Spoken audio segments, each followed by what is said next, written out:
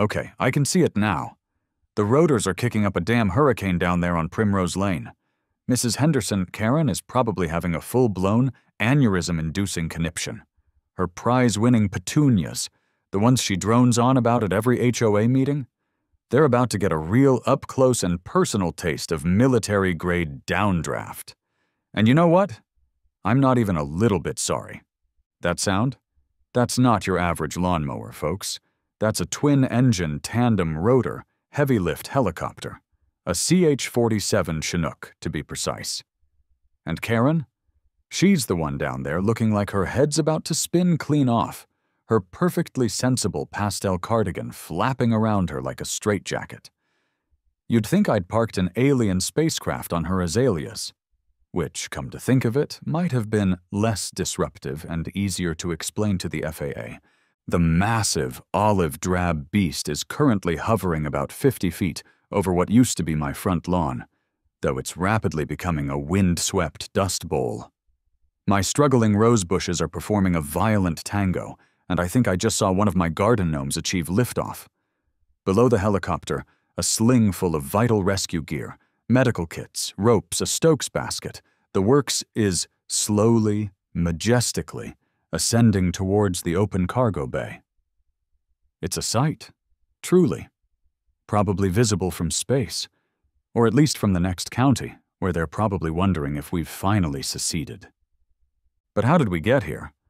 How did a simple Saturday morning, a routine call-out for the volunteer mountain rescue team, devolve into what looks suspiciously like an unsanctioned military operation right in the heart of the meticulously manicured, obsessively regulated Serenity Acres HOA? Well, it all started about 5, maybe 10, agonizing minutes after Karen decided she was the queen of this particular molehill, and the access road to the Lost Man's Peak trailhead was her personal fiefdom. It all started with a panicked voice on the radio, cutting through the blissful silence of my attempt to sleep past 7 a.m. for the first time all week. County Rescue, this is dispatch. We have a 911 call, 2 hikers, Lost Man's Peak, north face. Adult male, possible compound fracture, lower leg. Adult female, reporting early stages of hypothermia. Coordinates to follow. Weather is deteriorating up there. How quick can you mobilize? Saturday.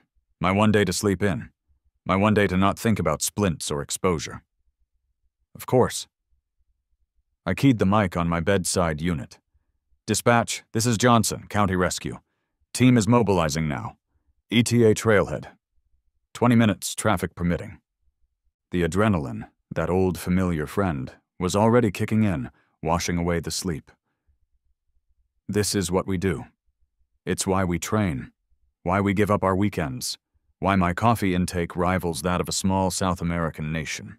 20 minutes later, 2 trucks loaded with gear, myself in the lead, Sarah, our medical lead, beside me, and Tom, our comms guy, in the back.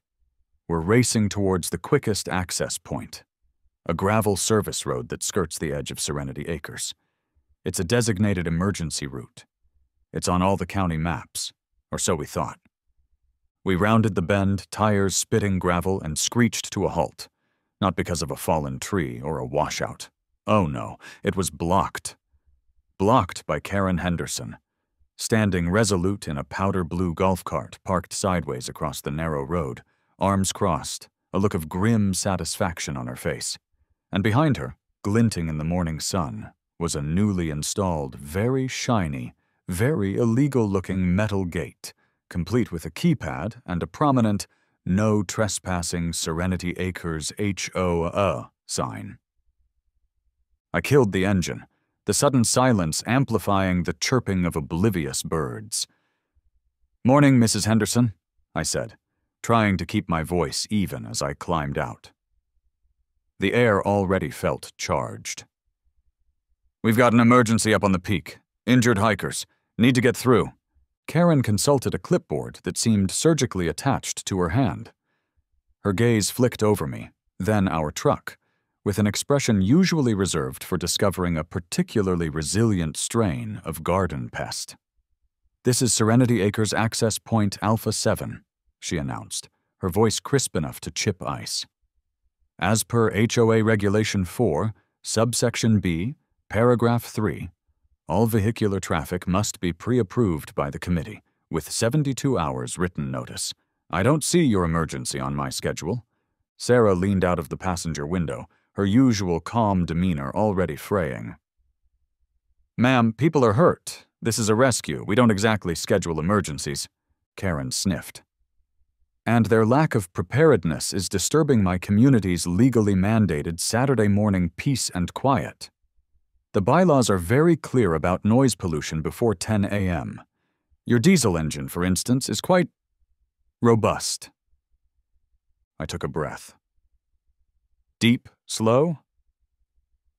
"Mrs. Henderson," I began, aiming for the kind of patient tone one uses with a particularly stubborn toddler or a confused badger. "There's a county easement on this road specifically for emergency services. It's been in place for 30 years. You can't block it." "Easement is such an aggressive word, don't you think?" she countered, adjusting her visor. "We prefer negotiated thoroughfare." "And negotiations, Mr. Johnson, Mike Johnson, head of County Volunteer Rescue." I held out my ID. She glanced at it as if it were contaminated. "Mr. Johnson," she continued, a small, triumphant smile playing on her lips, "negotiations are currently closed due to unauthorized petunia trampling last spring during the unfortunate barbecue incident. By undesirables." She delivered this last word with a pointed glare at our slightly muddy truck tires. I vaguely remembered something about a rogue bouncy castle and a spilled keg, but that was the Boy Scouts, not us. The radio in the truck crackled, Tom's voice tight with urgency. "Mike, update from the female hiker.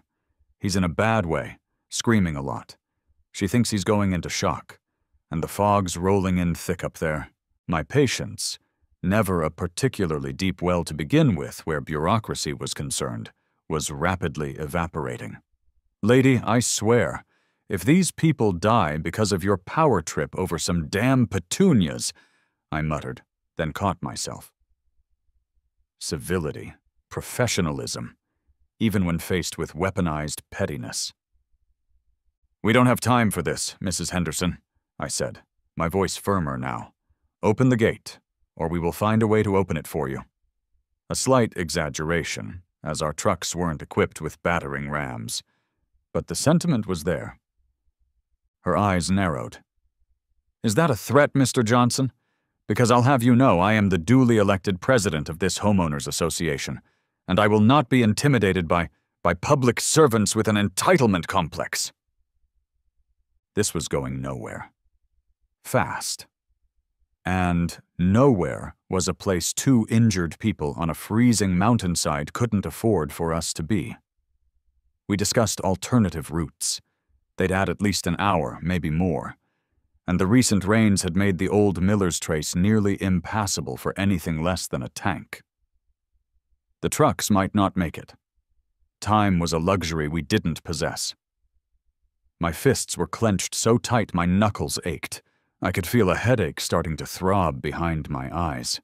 Sarah was on the phone, her voice low and urgent, trying to get a Forest Service helicopter, but she was shaking her head.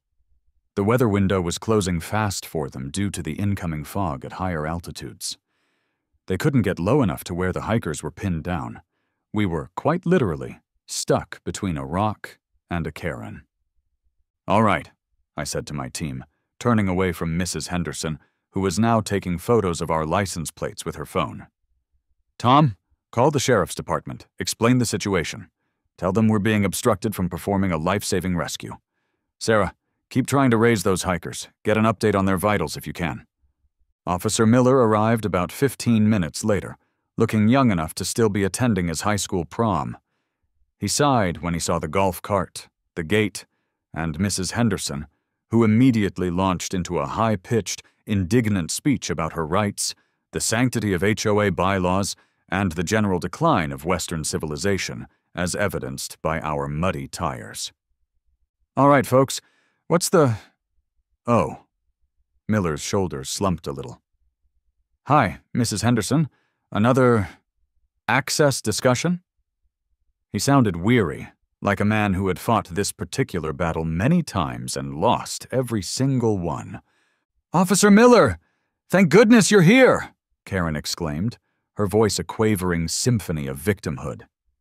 "This individual," she gestured at me with a dismissive flick of her wrist, "is attempting to violate HOA sovereignty. He's using threatening language, and his vehicle is leaking oil on our pristine, eco-friendly asphalt."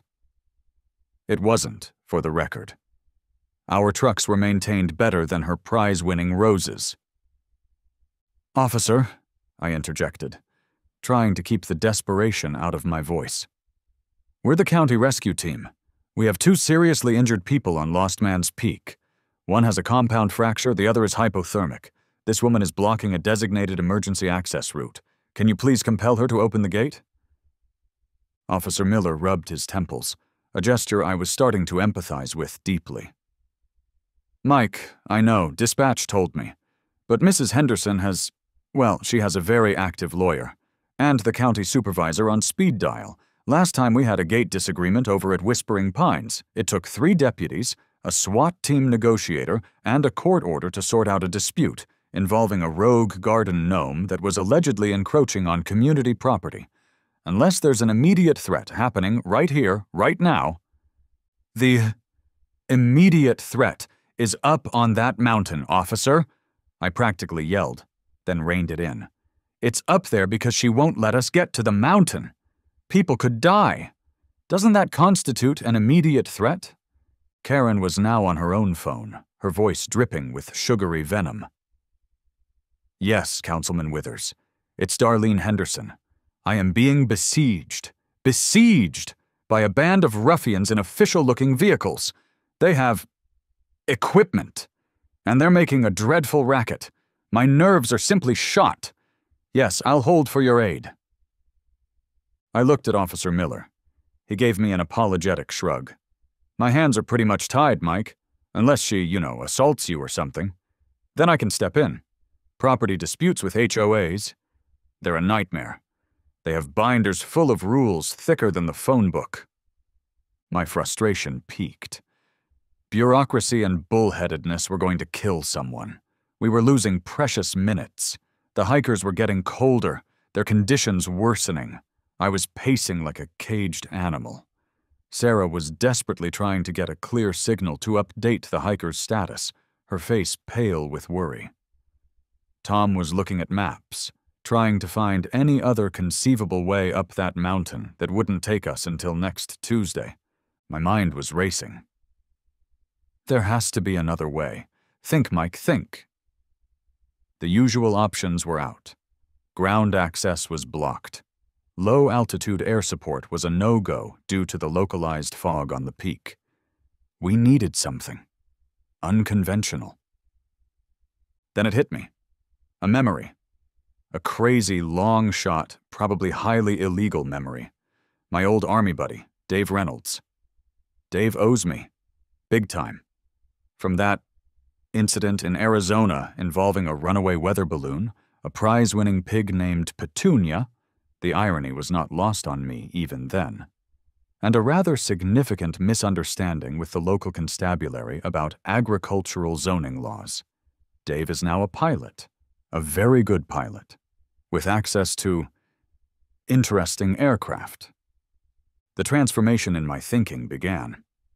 A tiny spark of insane hope.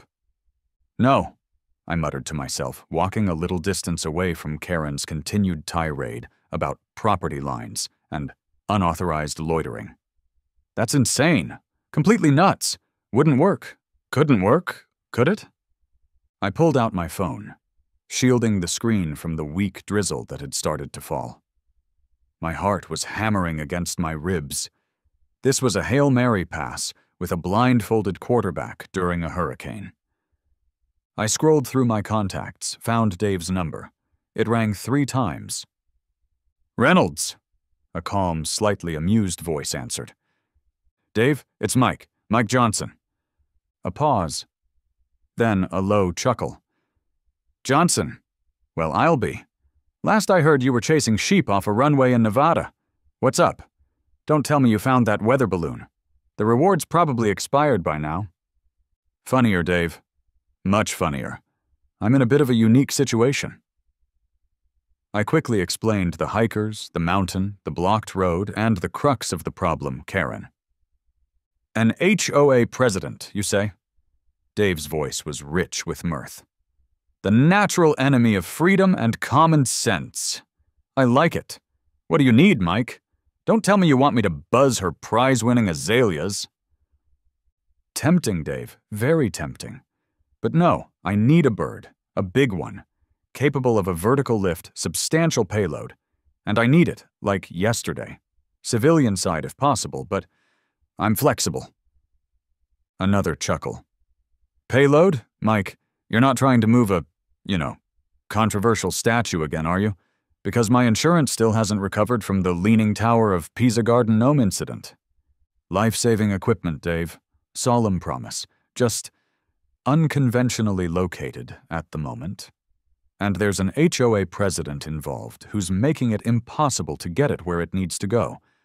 Think of it as a humanitarian mission with a slight element of aggressive problem-solving. We need to get about 500 pounds of gear from point A, which is currently inaccessible by ground, to point B, which is my front yard, and then from my yard up to a staging area on the mountain." Dave was silent for a moment. I could hear him typing in the background. "Point B, your front yard. You got an LZ there that can handle a heavy?" "Big enough for a Chinook if you squint and don't mind losing a few shingles," I said. "It's clear of power lines. Mostly." "A Chinook, huh? Aiming high, Johnson. I like your style." He hummed thoughtfully. There is a CH-47 unit from Fort Braxton doing a long-haul navigation and cargo training exercise today. They're scheduled to be over Redwood National Park. But Redwood, your county. It's all trees, right? Easy to get creatively rerouted for a new simulated emergency resupply drill. Especially if the training records show an unexpected, let's call it a time-sensitive, community assistance request. My jaw dropped. "You think you can swing that? For you, Mike? And for the chance to mildly inconvenience an overzealous HOA president? Consider it swung. The brass loves good PR, especially if it involves interagency cooperation and saving lives. I'll need precise coordinates for your yard, a description of the payload, and you'll owe me a steak dinner. A very, very big steak dinner." "You got it, Dave. Coordinates coming right up. And Dave, make it memorable." "Oh, Johnson," Dave said, his voice pure mischief. "It'll be cinematic." I hung up, a wild grin spreading across my face. Dave said he might be able to divert the Chinook. Might, if the training objective aligned. He gave me a 30-minute window. If I could get the gear from our trapped trucks to a clear, accessible LZ my front yard, he'd try to make the pickup, 30 minutes, to move hundreds of pounds of gear by hand around Karen and her gate, my front yard. It was big enough, just barely. And crucially, not in Serenity Acres. It was, however, directly adjacent to it, separated only by a flimsy picket fence and Karen's meticulously trimmed hedge of absolute disapproval. Problem, our trucks, with all the gear, were still stuck behind Karen's infernal gate. The equipment backboards, medical packs, ropes, the Stokes basket, generators, was heavy. We couldn't just toss it over. Solution, I dialed another number. Bubba's Hauling and Landscaping. Bubba and his crew, Cletus and Earl, were local legends. They once moved a grand piano out of a third-story window for me, using nothing but pure grit.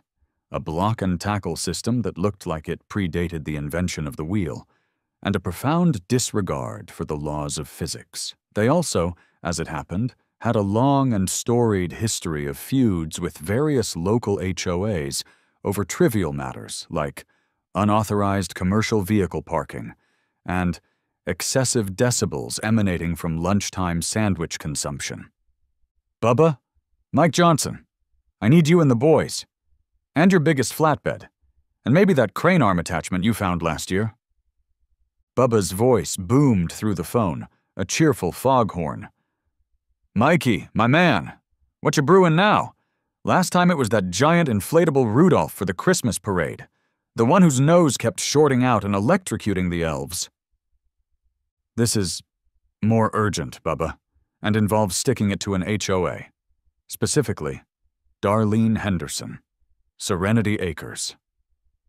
A beat of stunned silence, then a delighted, almost primal whoop that nearly deafened me. Karen Henderson? The Serenity Acres Karen? Queen of the Clipboard Commandos? Boys, change of plans. We're going on a Karen safari. What's the cargo, Mike? And how much collateral enjoyment are we authorized to generate? Rescue equipment, Bubba. Several £100. We need to get it from behind her stupid gate, around her blockade to my place at 12 Maple Drive. Fast. And the limit on chaos is, let's say, memorable but not technically indictable. Consider it done, Mikey. We'll bring the big dolly and the generator for lights. Yeah, for emergency lighting assistance. Bubba was a creative thinker. Bubba, Cletus, and Earl arrived in a miraculously short 15 minutes, their ancient, battle-scarred flatbed truck, affectionately nicknamed the Beast of Burden, looking like it had recently survived a demolition derby. It was festooned with more straps, chains, and miscellaneous pieces of industrial equipment than strictly necessary for any landscaping job I'd ever witnessed. They looked like they were ready for Armageddon, or at least a very serious disagreement with a stubborn tree stump. The sight of the Beast of Burden, rumbling and backfiring, trying to navigate the narrow, tree-lined lane leading to the Serenity Acres access road, with me frantically waving them down, was a scene in itself. Karen, who had been pacing and muttering into her phone, whirled around, her eyes widening in horror. She was now filming us with an iPad, probably narrating for her future multi-million-dollar lawsuit against the forces of chaos and untidiness. "This is a restricted residential zone," she shrieked, her voice cracking. "What is that? That contraption? That vehicle is clearly in violation of at least 17 noise and emission bylaws. I'm calling the EPA and the Department of Ugly Trucks and the Historical Vehicle Preservation Society to have it condemned." Bubba, a man whose physique suggested a long and intimate relationship with gravity, merely grinned, revealing a startlingly gold tooth. He gave her a cheerful, two-fingered wave. "Mornin', darlin'. Official county business. Just here for the, Emergency Landscaping and Civic Beautification Initiative. Assisting Mr. Johnson here with a rapid horticultural extraction." This was where the physical comedy and fast-paced action kicked into high gear. We couldn't get the rescue trucks out. So Bubba, Cletus, Earl, myself, Sarah, and Tom formed a human and machine-assisted chain to move hundreds of pounds of critical gear over the gate, which Cletus, a man of few words and immense upper body strength, simply lifted off its hinges with a grunt after a brief, dismissive glance at the keypad. Through a hedge, "Sorry, Mr. Peterson, your prize-winning azaleas on the HOA side took a minor, unavoidable hit." Across a small, absurdly pristine ornamental fish pond Karen was particularly proud of. One of the heavy-duty Pelican cases, containing our advanced medical kit, might have briefly become a boat. Bartholomew the Coy looked rather put out. Karen was losing her mind. It was a spectacular implosion. She was running back and forth along her side of the now open gateway, her clipboard flapping uselessly, squawking about bylaws, property damage, trespassing, and the imminent collapse of societal order. "My koi! My imported Japanese show-quality koi! You'll pay for this! They're irreplaceable! That one's named Bartholomew. He has delicate sensibilities." Bubba, effortlessly hauling a portable generator that weighed more than I did, paused to peer into the pond. "Bartholomew looks like he's enjoying the refreshing aeration, ma'am. Good for his circulation." Other Serenity Acres neighbors were now appearing, drawn by the commotion. It was a mixed bag. Some were horrified, clutching their pearls and their small, yappy dogs, muttering about declining property values. Others were peeking through their blinds, stifling giggles and giving us furtive thumbs up. One old fella, Mr. Grumbles from down the street, who Karen had once fined $60 for having a garden gnome that was, and I quote, excessively whimsical and not in keeping with the community's aesthetic guidelines, was practically dancing a jig on his porch. "Give her what for, sonny?" he cackled, shaking a fist in Karen's general direction. "She said my birdbath was attracting undesirable avians and contributing to an unhygienic dispersal of guano.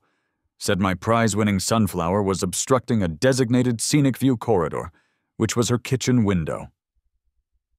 Officer Miller was still there, looking increasingly overwhelmed and deeply regretting his career choices. He was mostly trying to keep Karen from physically assaulting Bubba with a rake she'd commandeered from a nearby flower bed. He'd taken to just saying, "Now, Mrs. Henderson, let's all remain calm and adhere to the principles of de-escalation," on a weary loop. It wasn't working. Karen didn't do de-escalation. She did apoplexy. The gear, every last piece, was finally moved from the rescue trucks, through the breach in Karen's defenses and onto Bubba's flatbed, which was now parked pointedly just outside the HOA boundary, half on the public road, half on my long-suffering front lawn. We were sweaty, muddy, adrenaline-jacked, and running on fumes and pure, unadulterated spite. My phone buzzed. A text from Dave. "Bird is in the air. ETA your LZ, T-minus 10 minutes. Hope your lawn ornaments are insured." It was now or never. No going back. I looked at the bullhorn Sarah had retrieved from our primary rescue truck. This was going to be good. I grabbed it, clambered onto the hood of Bubba's flatbed, and took a deep breath. Showtime. "Attention residents of Serenity Acres." My voice, amplified to an unholy volume, boomed across the unnaturally quiet cul-de-sacs, rattling windows and probably scaring squirrels in the next state. "Hear ye, hear ye. This is an important public service announcement. Due to the unwavering, unyielding, and frankly unhinged obstructionism of your HOA president, Mrs. Darlene Henderson." I paused for dramatic effect, savoring the collective gasp that rippled through the onlookers. Preventing a legal and morally obligatory mountain rescue operation for 2 injured citizens. Karen was now attempting to claw her way onto the flatbed, her face a mask of purple fury. Bubba, ever the gentleman, gently but firmly fended her off with a large, greasy tire iron he happened to be holding. Now, ma'am," he rumbled. "Safety first. Wouldn't want you to scuff your sensible shoes." I raised the bullhorn again, louder this time, enjoying the way Karen winced. "We will be conducting an emergency airlift of critical rescue equipment from my property at 12 Maple Drive." Yes, the one with the slightly overgrown lawn she keeps sending me annoyingly passive-aggressive notices about. This operation will involve a large military-grade helicopter. Expect significant noise, downdraft, and the potential for minor lawn ornament displacement. I suggest you secure your plastic flamingos, your tinkly wind chimes, and any small, easily startled pets or elderly relatives who may be prone to episodes of the vapors. This is for a good cause, mostly. Thank you for your involuntary cooperation and understanding. Have a tranquil and bylaw-compliant day." The silence that followed was profound, broken only by Karen's strangled, inhuman screech and the distant but rapidly approaching whump, whump, whump, whump of heavy rotor blades. Oh, glorious day. And then it came. The Chinook. It was a monster, an olive-drab angel of mercy and minor property damage. It crested the tree line at the end of Maple Drive, a glorious, thundering beast blotting out the already weak morning sun. The sound was incredible. A deep, resonant roar that vibrated in your teeth and made your fillings hum. It maneuvered over my yard with surprising agility for such a behemoth. The downdraft flattening my already sad-looking grass, sending leaves, loose shingles, from my neighbor's shed this time. Oops, sorry, Mr. Henderson. Not Karen's husband. Different Henderson, long story. And a cascade of Karen's prize-winning rose petals everywhere. It was like a localized, very targeted hurricane, specifically designed to redecorate my lawn in a style best described as post-apocalyptic chic. Karen was now a screaming, flailing silhouette against the swirling debris. Her perfectly coiffed blonde helmet of hair looked like she'd stuck her finger in a high-voltage socket. Her clipboard, her symbol of authority, had taken flight, last seen achieving impressive altitude and heading towards the next zip code, possibly to terrorize a different neighborhood. And then it came, I found myself narrating in my head, a giddy, slightly manic grin plastered on my face. Oh, it was beautiful. Like watching the world's biggest, angriest leaf blower, but with a purpose, a noble purpose, and also a slightly deliciously petty one.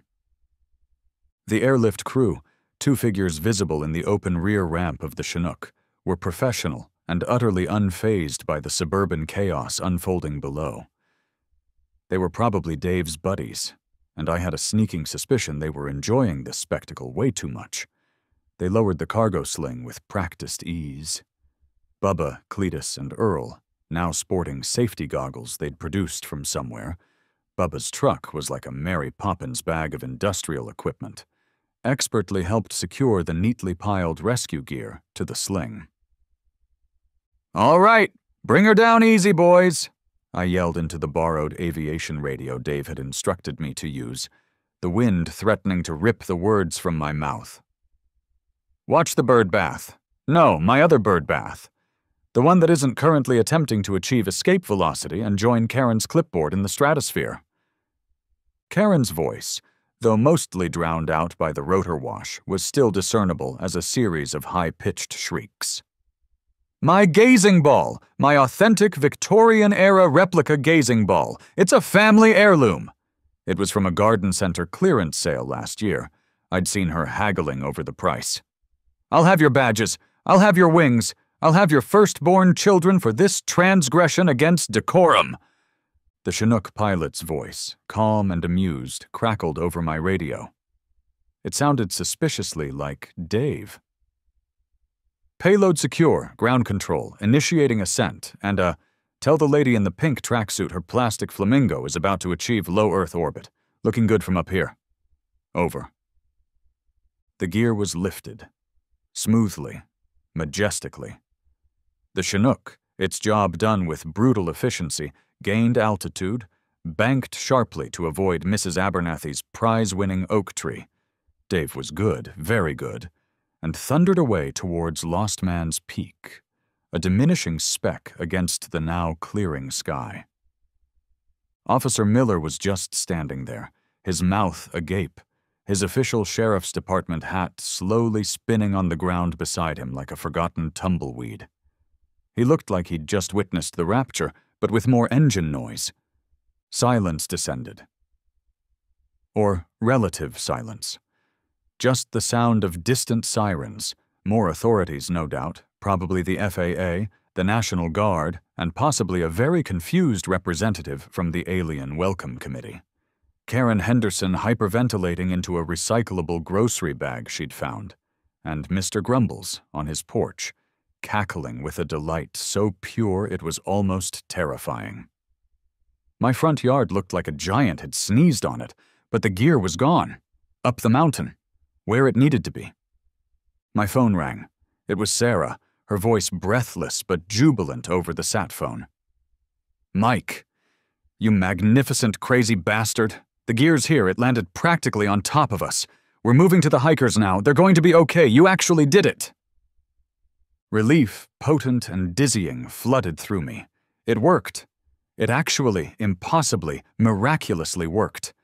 Just then, a local news van, lights flashing, screeched to a halt at the curb. A perky young reporter with a microphone that looked bigger than her head jumped out, her eyes wide as she took in the scene of suburban devastation, mostly confined to my yard and Karen's now tragically de-petaled rose bushes. "Ma'am, ma'am," she chirped, thrusting the microphone towards Karen, who was now attempting to re-inflate her dignity. "We got reports of a military helicopter in a residential area. Can you tell us what happened here?" Karen, wild-eyed, clutching a snapped rose stem like a tragic scepter, drew herself up. "Happened?" she quavered, her voice trembling with outrage. "Anarchy happened. A military coup d'etat. They tried to assassinate my petunias with a warthog. A heavily armed, foliage-destroying warthog. It was a Chinook, Karen, designed for transport, not ground attack. But details. Details." The sheriff himself arrived moments later, his face a grim mask, flanked by someone who looked suspiciously like the mayor, looking pale and flustered, and a stern-faced woman in a very severe business suit who was definitely 100% from the FAA. She was holding a slim leather briefcase and had an air about her that suggested she ate rule books for breakfast. I was expecting cuffs, or at least a very long, very unpleasant conversation in a small, windowless room. But I was ready. I'd had a few minutes to rehearse my lines while enjoying the lingering aroma of jet fuel and Karen's shattered composure. I explained the situation calmly, methodically. The blocked emergency route, a clear violation of County Ordinance 34/C. The deteriorating condition of the hikers, confirmed by radio logs. The lack of other viable extraction or access options due to weather and terrain. The critical life or death time factor. "Sheriff, Mayor, ma'am," I began, addressing the FAA lady who was currently examining a piece of my gutter lying forlornly in the driveway. Mrs. Henderson, in her capacity as HOA president, actively and with full knowledge of the circumstances, prevented a legal and morally obligatory rescue operation, thereby directly endangering the lives of 2 citizens. All alternative solutions were exhausted or deemed unviable due to exigent circumstances. I was rather proud of exigent circumstances. Sounded official. I therefore utilized a private resource, I emphasized private, operating from private property. Mine, mostly a small portion of the downdraft, may have encroached on Mr. Henderson's prize-winning zucchini patch, but that's a civil matter, I believe. To deliver essential life-saving equipment in an extreme and unforeseen circumstance. The pilots, I am informed, were on a pre-scheduled training flight in the region and offered immediate humanitarian assistance as per established interagency cooperation protocols when they became aware of the critical nature of the emergency. Dave had coached me well on that last part. Bless his devious, regulation-bending heart. Just then, as if on cue, the rescued hikers' families started arriving, having heard the commotion and the news reports that were already starting to filter out. They were tearfully thanking me, shaking my hand, telling the now gleefully scribbling news reporter that I was a hero, a lifesaver, a true champion of the people. This played very well. Public opinion is a wonderful, wonderful thing, especially when it's on your side, and the mayor is looking increasingly like he wants to offer you a key to the city just to make the good PR stick. Karen was still attempting to itemize damages for grievous emotional distress to her ornamental shrubbery, and the wanton destruction of a historically significant, circa 2022, plastic lawn flamingo. The FAA lady, however, was now looking at Karen's illegally installed and now slightly gateless gateway with a very sharp, very interested expression. I saw her make a note in a small, official-looking notebook. The fallout was, as they say, considerable. Karen Henderson found herself facing a raft of fines from the county for obstructing an emergency access route, for the unpermitted installation of a gate on a county easement, and, in a delightful twist of irony, for creating a public nuisance with her incessant shrieking. That last one might have been a slight exaggeration on Mr. Grumble's part when he gave his statement, but the sheriff seemed inclined to let it slide. The Serenity Acres HOA board, after an emergency meeting that reportedly involved a lot of yelling and the dramatic tearing up of bylaws, again, possibly Mr. Grumble's embellishing, voted to suspend her presidency pending a full review of her leadership style and fiscal management of the Petunia Fund. The access road to Lost Man's Peak is now permanently, undeniably open, with a large, newly installed county-funded sign that reads, "Emergency Vehicle Access, 24/7, no obstructions. Violators will be subject to immediate and severe fines, and their lawn ornaments may be subject to unexpected aerial relocation." Okay, I might have had a little input on the wording of that sign during a friendly chat with the county supervisor's aide, who, it turned out, had also once been fined by Karen for non-regulation mailbox coloration. As for me, I'm a local legend, the Chinook chappie, the guy who fought the HOA and won, with decisive air support. The Mountain Rescue Team's donation box has never been fuller. Bubba, Cletus, and Earl got a lifetime supply of free coffee from the diner up the street, and a plaque from an anonymous group calling themselves the Friends of Bartholomew the Coy. So, yeah, did I go a little overboard? Maybe, just a tad. Did I technically violate a few city ordinances about noise levels and, I don't know, the unscheduled landing of military-grade heavy-lift helicopters in densely populated residential zones? Probably.